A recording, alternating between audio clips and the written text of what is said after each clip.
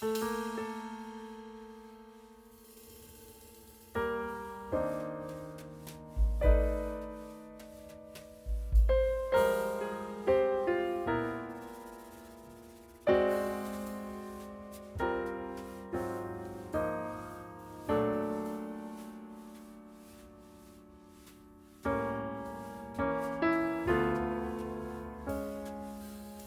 everyone, welcome back to our channel. Today, we're going to show you how to create beautiful alphabet stone art. It's a fun and creative way to add a unique touch to your home decor. Materials needed: smooth stones, acrylic paint in various colors, paintbrushes, pencil, clear seal and spray. Optional. Step 1. Selecting stones. Start by selecting smooth stones that are large enough to paint the alphabet on. You can find these at your local craft store or even in your backyard. Step 2. Sketching the alphabet. Use a pencil to lightly sketch the alphabet letter of your choice onto the stone. You can also print out a template to use as a guide. Step 3. Painting the alphabet. Using acrylic paint, carefully paint over the pencil sketch on the stone. You can get creative with colors and designs to make each letter unique. Step 4. Adding details. Once the base coat is dry, you can add details like polka dots, stripes, or patterns to make your alphabet stone art even more interesting. Step 5. Sealing the artwork. Optional. To protect your artwork and give it a glossy finish, you can spray a clear sealant over the painted stone. This will also help prevent the paint from chipping. Step 6. Displaying your artwork. Once your alphabet stone art is complete and sealed, you can display it in various ways.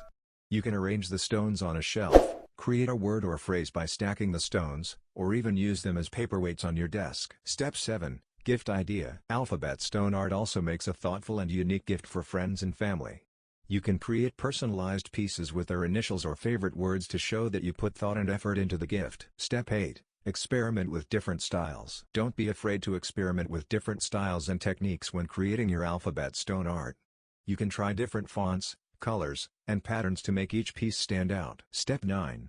Get creative with words. In addition to single letters, you can also spell out words or phrases using multiple stones. This adds a playful and whimsical touch to your decor. Step 10. Have fun and enjoy the process. Most importantly, have fun and enjoy the process of creating your alphabet stone art. It's a relaxing and rewarding activity that allows you to express your creativity in a unique way. How to paint rocks step by step. Stone painting process always starts with the preparation of the stone itself. If you picked up a rock from the ground, you must rinse it thoroughly with soapy water and dry it first. If you are using rock with a smooth and even surface, then no preliminary primer is necessary. But if you come across a chipped stone, then first you need to prime its surface, priming the stone if necessary. You can use a store-bought primer or make your own. A homemade primer can be prepared by adding glue and water to your acrylic paints in equal proportions. Stir this mixture and your primer will then be ready. After the primer has dried, create a sketch of the drawing. It is best to use a simple pencil to draw your sketch. Experienced artists may be able to do without sketching first. Drawing contours. It is important to draw the contours of the image accurately for greater precision.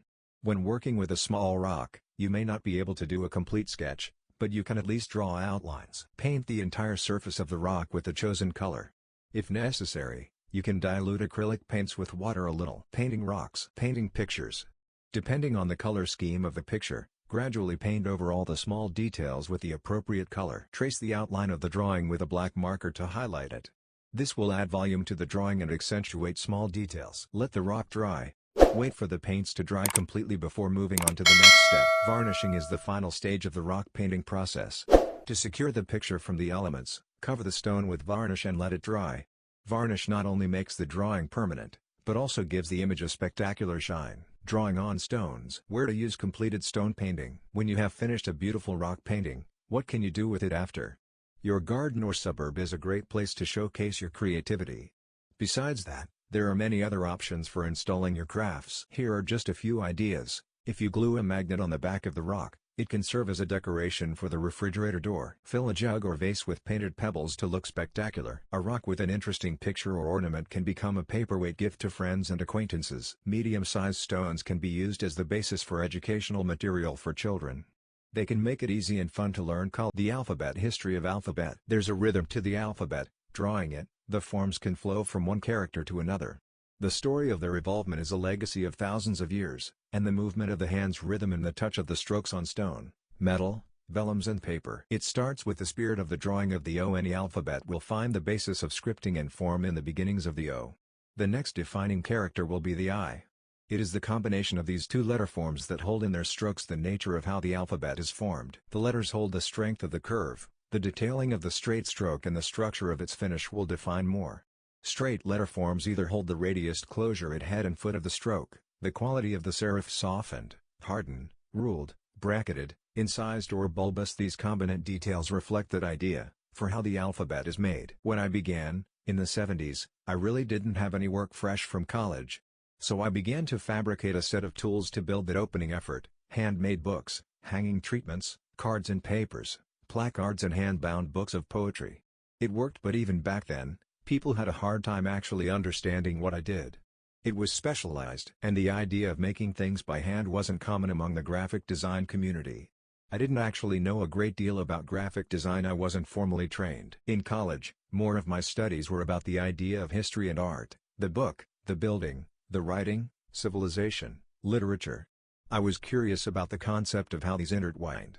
To this day, that notion is still something of continuing fascination. In fact, the opening work was very simple, but luxuriously focused, which ranged from custom-printed booklets and brochures, letterpress work, small packaging assignments, book design and book jackets, signing and installed lettering, and sign painting and wall treatments and framed calligraphy. I drew logos by hand, had them shot, film copied and built into business communication plans, stationery, headline and lettering treatments, magazine work, shopping bags. That was the beginning. This book, these images, they are one of those books that still exists. A lot of the others were sold.